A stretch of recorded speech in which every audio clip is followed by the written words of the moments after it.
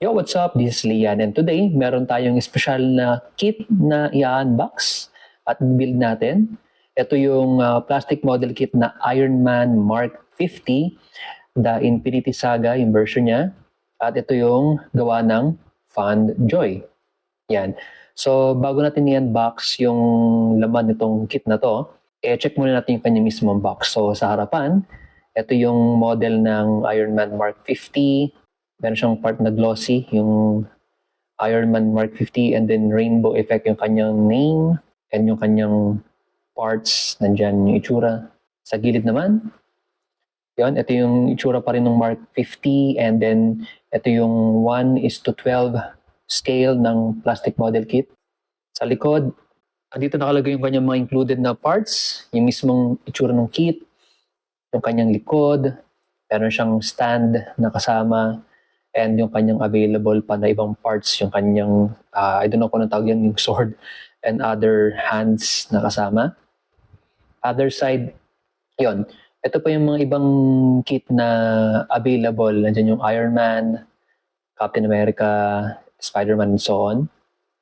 Sa ibabaw, The Infinity Saga.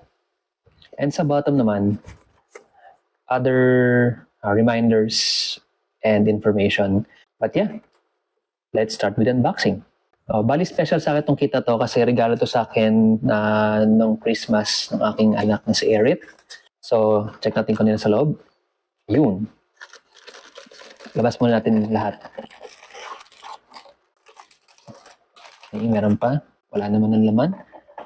So, unang-una, ito yung kanyang instruction guide. Yung ibang kits na kasama. At yung kanyang, yan, instructions.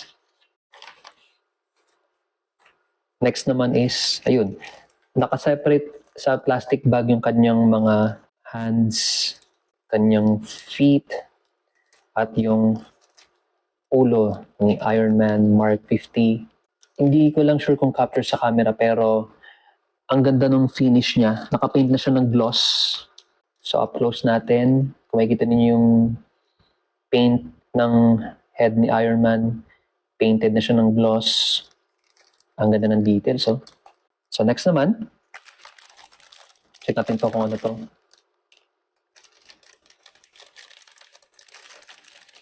Yun. So nandito naman yung kanyang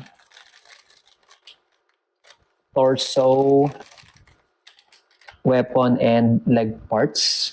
Kung titignan niyo yung kanyang finish again, i-up close natin.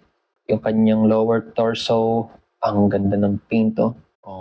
Glossy finish sa kanyang lower part, ganda ng finish, at yung kanyang weapon. Kanyang legs naman, check natin. Tingnan nyo naman yan. Ang ganda ng paint, yung finish niya. Gloss na talaga. Next naman natin is yung kanyang arms and upper torso o yung upper body niya na parts. Open natin. Yun, no? Check natin yung laman.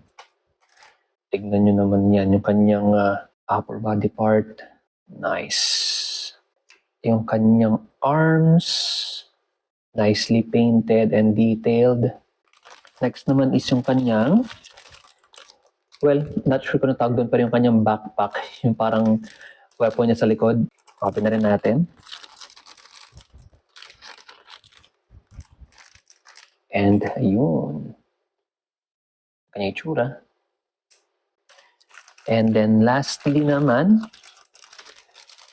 yung ating mga stand and other parts pa na kasama sa kanyang kit. Open natin. Meron lang natanggal na parts na, pero good thing nasa loob naman siya.